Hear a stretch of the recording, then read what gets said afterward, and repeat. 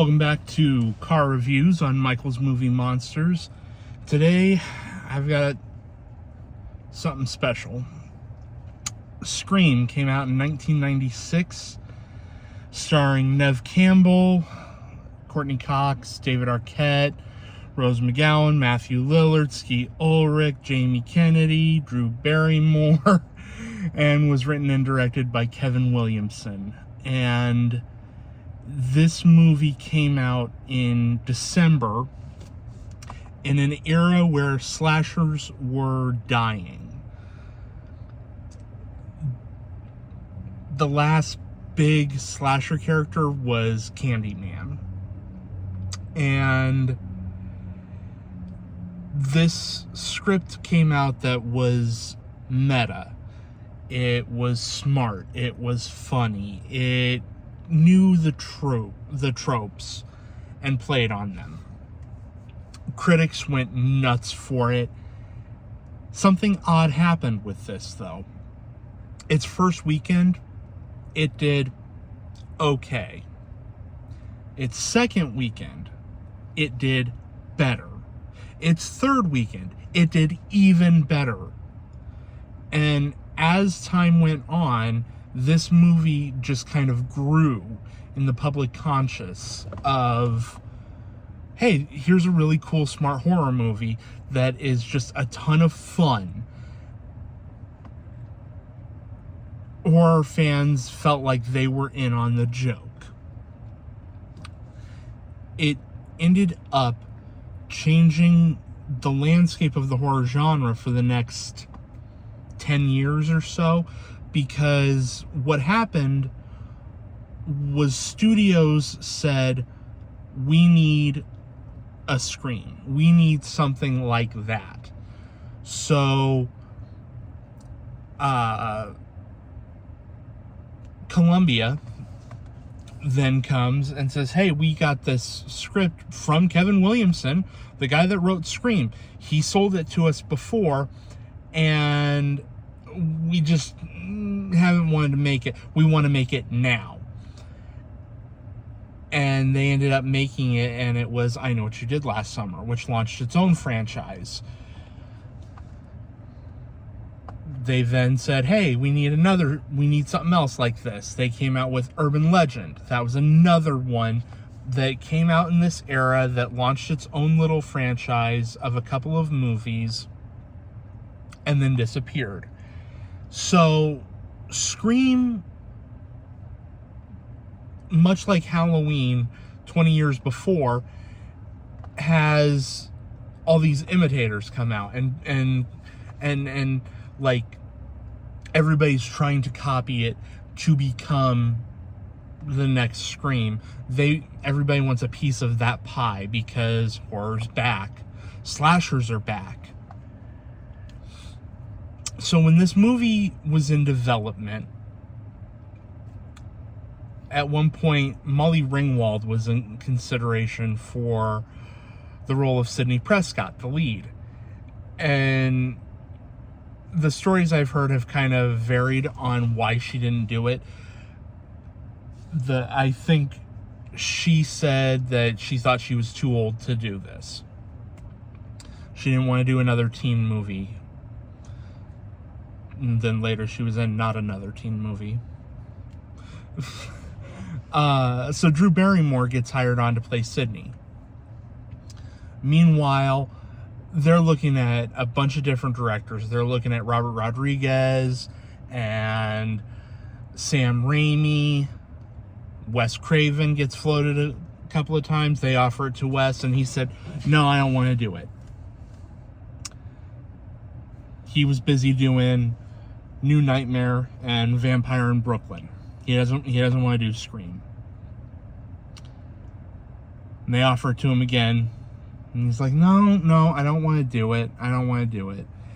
And he was at a fan convention, and somebody told him, well, you haven't really made a good bloody horror movie in a while. Something with teeth. And he started thinking about Scream again. He was kicking it around, and then he found out that Drew Barrymore was signed on for it. So he then goes, hey, you know what? I'm on board. Let's go. Drew Barrymore goes to him and says,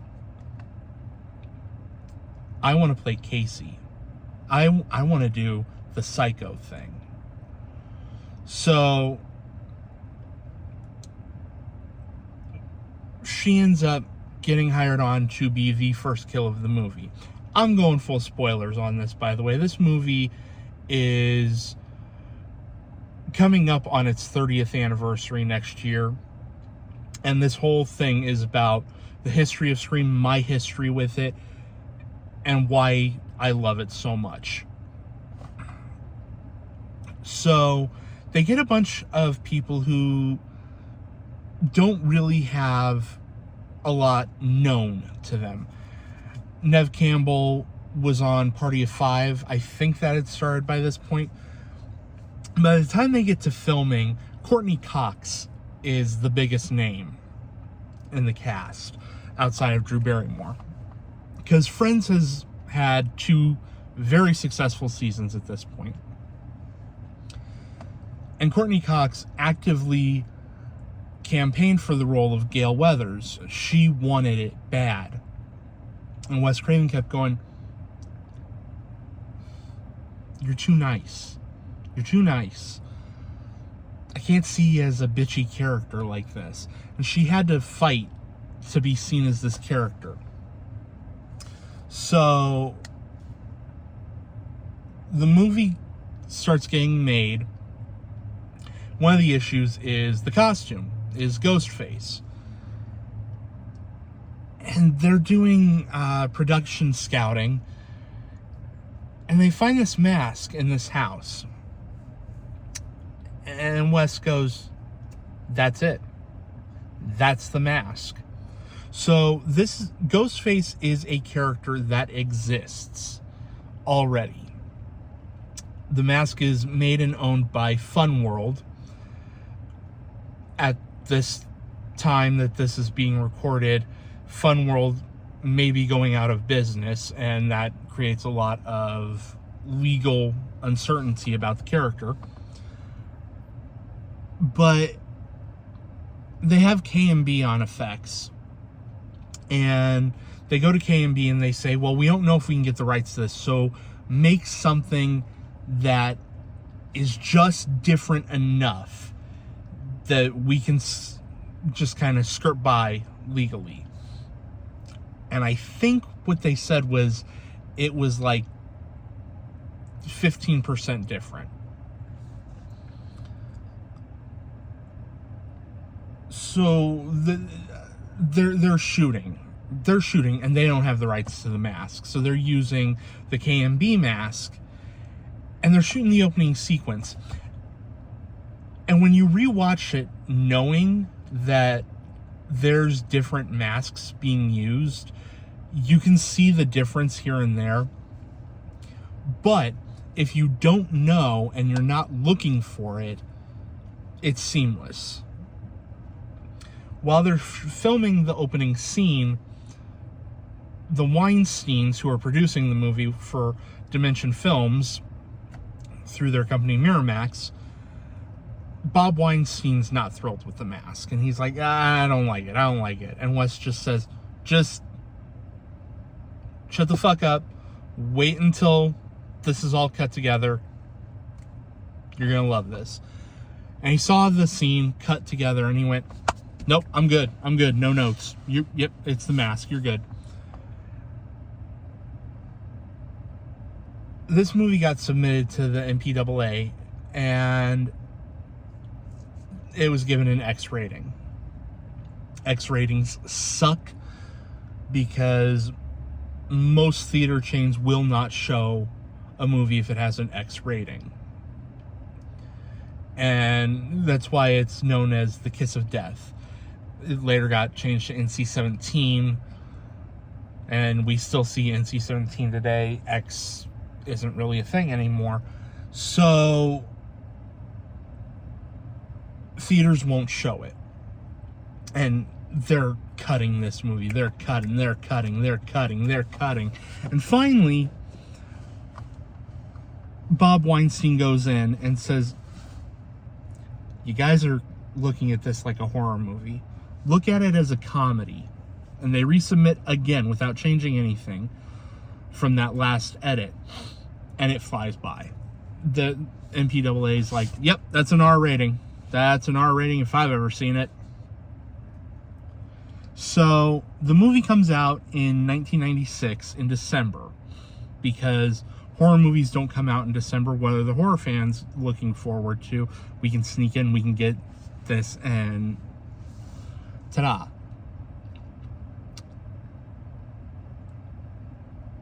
And it does okay. It does better, and then it does better, and then it does better, and it does better. This movie got in the public consciousness so much. A movie about a serial killer who calls you on the phone, that after the movie was released, the use of caller ID increased. And I was a kid when this came out. So I was 6 years old when it was released in theaters. Probably about 7. I was 7 when it came out on video, because back in the day, too, movies used to take a lot longer to come out. They used to take almost a year to go from premiering in theater to coming out on VHS.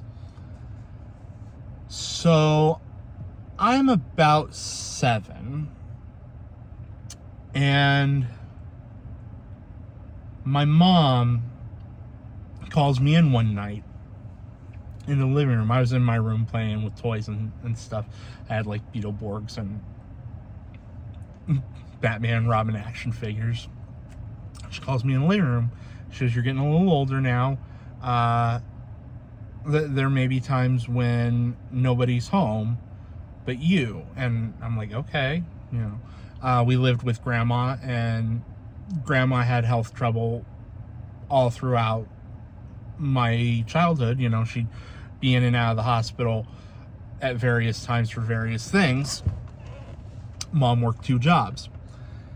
And so my mom said, there may be times that, you know, you're home alone and somebody calls. And she played the opening scene of Scream. And once Drew Barrymore was dead, she turned it off and said, "That's why you don't answer the phone when nobody's home." And that was my first exposure to Scream. I had seen like the previews for Scream 2. I'd seen like clips, flashes of it, and I had no idea what it was about. And so I was like, oh my God, oh my God, oh my God. I was terrified.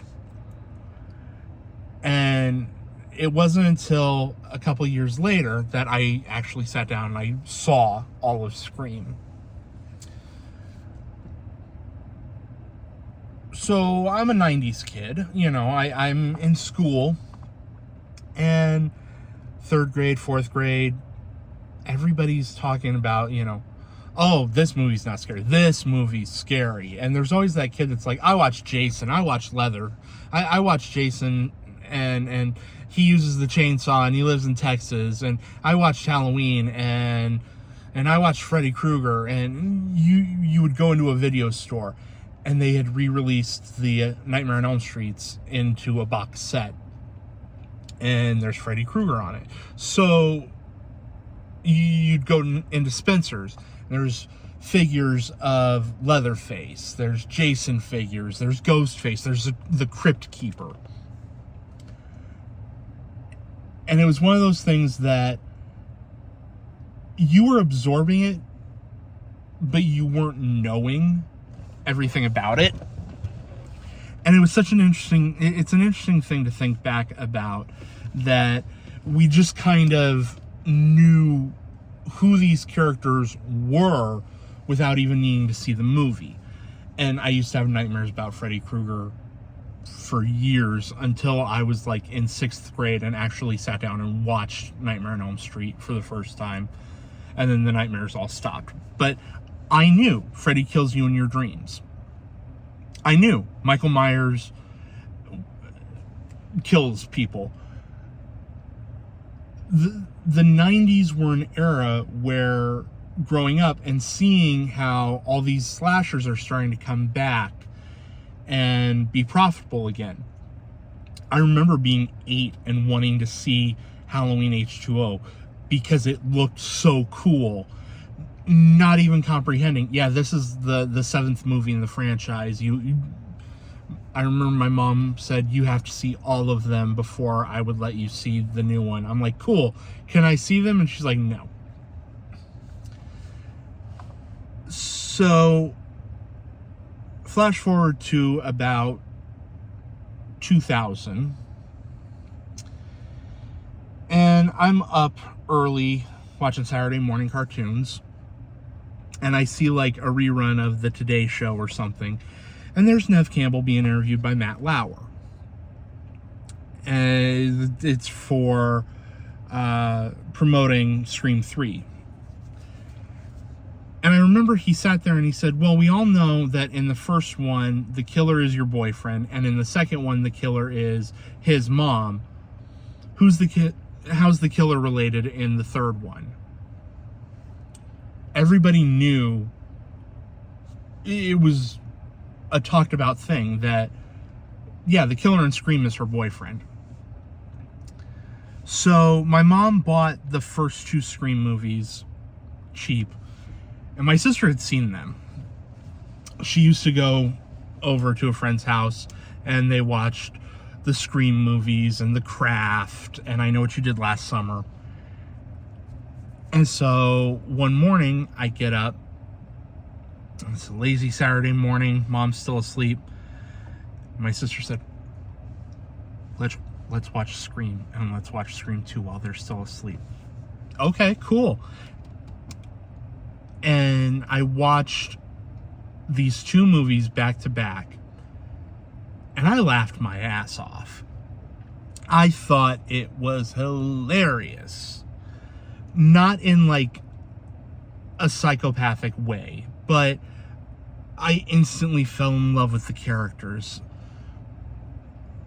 I was starting to discover movies more and more, and one of my first film loves was Star Wars, and I would talk everybody's ear off about Star Wars, and I was in love with that. And here was this movie where these are characters that are talking about movies. And instantly I fell in love with Randy. And I wanted to be Randy. Some say that the people that know me say, yeah, that explains a lot. Right now I'm talking in my freaking car about a 30-year-old movie. So it just became a movie that I really, really enjoyed. And my mom, when she found out that my sister and I watched these 2 movies back to back, she wasn't happy. In hindsight, I find that absolutely hilarious, considering, you know, the whole showing me the Drew Barrymore sequence. But one of the things that really made me fall in love with Scream and with the franchise is that they're whodunits. And you can sit there while watching the movie and you can go, okay, I've got this figured out. This person's got to be Ghostface. This person's going to be... As a kid, I didn't fully get that the first time because I knew, yeah, it's her boyfriend. I did not know that there were 2 killers. And as time has gone on, and I've heard other people talk about the movies and stuff, no, most people did not expect there to be 2 killers. So, one of the killers, her boyfriend, Billy Loomis, named after Sam Loomis from Halloween and Psycho, give proper respect to Psycho, played by Skeet Ulrich. And the other killer is his best friend, Stu Macher, played by Matthew Lillard, who up to this point in the movie, right before he's revealed, he's another comedic character, much like Randy is. So this idea of, the comedic character can also be the psycho killer, it was something new. In hindsight, you go back and you rewatch and you go, oh, Stu's really not in this movie as much as I think he is. You know, you think he's in it more than what he is. But Matthew Lillard was given free rein to kind of do whatever he thought was right for the character. And from everything I heard, Wes Craven was very collaborative about, you want to do this? Go ahead. You want to give this a try? Go for it. So you get this character that the audience absolutely loves. You get an unconventional death scene for him. Billy gets shot in the head. Stu gets a TV thrown on him, and it's one of the old tube TVs, and he's electrocuted. But as time went on and news and stories of what Kevin Williamson wanted Scream 3 to be, he wanted to bring back Stu and make Stu the mastermind. So with that, and with the fans going, yeah, we want more Stu, to this day, there are still people going, Stu's going to be the killer in the next Scream movie. Whenever they make another Scream movie, Stu's going to be the killer. One of my friends, we debate back and forth, Stu is dead. No, he's not. He's alive. No, Stu is dead. When the news came out that Matthew Lillard was going to be playing Stu in Scream 7, she sent me a thing and she's like, see, I told you he was alive. I'm like, let's wait to see how it plays out, because I have my own issues with if Stu is still alive. But for about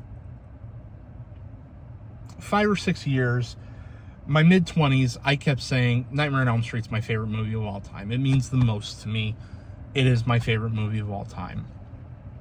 And then as I got more into my 30s, I realized, no, Nightmare on Elm Street is a movie I love. But there are things in it that kind of bug me on a rewatch, that it's not a comfort movie that I can rewatch a million times and still feel just as satisfied. Scream is. And I came to the realization that Scream is my all-time favorite movie. And there are things in this movie that every time I watch it, I notice something new. When it came out on Blu-ray, or when I bought it on Blu-ray, I bought what was called the trilogy pack, because at the time, Scream was a trilogy. And it was the first time watching it in HD. And I started noticing the background extras. So, the third act of Scream takes place at this party at the Mocker house. And, Deputy Dewey, played by David Arquette, shows up with Gale Weathers, and there's a line in there about, Dewey's here. And just in the background, on one of the couches, you see a guy take a little baggie, roll it up, and put it back in his pocket. And it is out of focus, but it's there. And it's one of those little details that I absolutely love about this movie, because the background extras are almost told, play everything completely realistic. Everybody else is going to play these ways.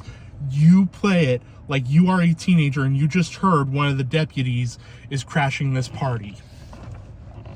In the video store, they're having this conversation.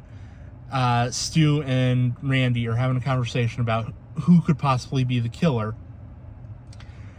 And Randy has the line of, there's always some bullshit reason to kill the girlfriend. There's a woman behind them who just...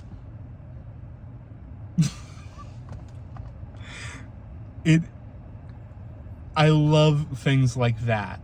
The last time I sat and I rewatched it, I noticed the first scene that you get all the main characters together. They're sitting around this fountain, and Billy and Stu are dressed very similar. In fact, they're wearing sweaters that are very similar to what Drew Barrymore was wearing in the opening scene when she gets killed.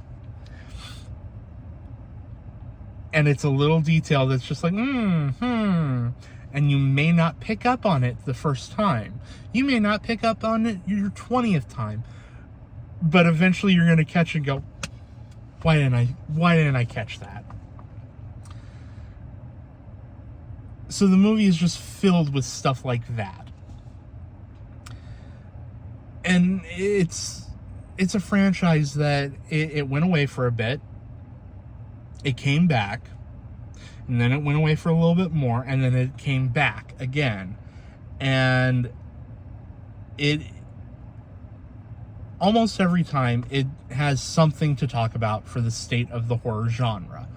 In the original movie, it's talking about scary movies. It's the slashers. In the second movie, hey, they're making a sequel. So we're talking about sequels and why are sequels inferior? The third one talks about trilogies. Horror movies, slashers don't have trilogies, though. So what it's actually talking about is the state of Hollywood and predatory actions in a movie produced by Harvey Weinstein. I'll get to that movie at some point to do a full review for, but there are things that I just sit there and I go, I see what you did. Scream 4 talks about horror remakes because the mid-2000s on, they were really big on remaking slashers. And so in 2011, when Scream came back, they were like, hey, let's talk about all the remakes and bash them for a bit. Scream 5 talks about the requel and the legacy sequel. Scream 6 is kind of an outlier because it wants to talk about franchises, but it doesn't quite. So I'm very curious to see what Scream 7 talks about. It's one that I'm very cautiously optimistic for, considering all the behind the scenes drama. But the franchise is full of characters that just everybody knows somebody that's one of these characters. They're well written, and not only that, they're well acted. And you fully believe these characters. You believe in their relationships. Something that I think Wes Craven did really well, and it's really noticeable on Scream and Nightmare on Elm Street, is he creates a world that feels lived in. That these characters all have a history. And Scream does really well at giving it to you piecemeal. It doesn't need to fully go out and explain, well, here's the complete backstory. You see, a year ago, Maureen Prescott was murdered, and Sydney thought she saw who did it. She accused Cotton Weary, and blah, blah, blah, blah, blah. The movie doesn't need to do that. It gives it to you piece by piece. When we meet Sydney, we know she's troubled by her past. And when she finds out about the first killing, even her friend, Tatum, played by Rose McGowan, is like, yeah, I was talking to Dewey, and he said it's worse than... it's bad. She realizes she's starting to overstep and goes, shit, okay, no. Okay. As a kid, there's a sequence in the third act where Sydney is running through this field at night, and I always used to say that's where the movie loses me. It loses me for like 5 minutes and then I'm back on board. As an adult and I rewatch it more and more, it doesn't lose me. It never fully loses me. And I am always on board for it. This is a movie that it is a warm blanket on a cold day. I'm always down to rewatch Scream. One of my friends years ago came to me and said, "Hey, you're a horror nut. How do I get into horror movies?" And I told her, "Okay, Gremlins and Scream." I said, Gremlins is great because it's still a kid's movie. It's still safe. It's got some good, eerie, scary moments, but overall, yeah. Scream is a horror movie that you'll laugh all the way through, and then when you go home that night and your house is empty, you'll wonder what dark corner is Ghostface hiding in. Scream is not a movie that scares you while you watch it. It's a movie that scares you after. And to me, that's such a magical and important thing for the horror genre that it scares me more as an adult than it ever did as a kid. There were certain movies that I'd always be scared of, or the ending would always scare me a little bit. Scream is the one that, as an adult, I always make sure that every lock in the house is triple locked, that I triple check everything, because if anybody's going to get in, it's going to be Ghostface. He even got in on me. Can't see it. There's Ghostface. Alright, so this has been my little love letter talking about the history of Scream, why I love it. Coming up next, we're going to be talking about another Matthew Lillard movie that is currently on Tubi called The Curve. And it is a thriller that gives us kind of a feeling of what would happen if Stu got his sequel. So, we'll see you then. Bye-bye.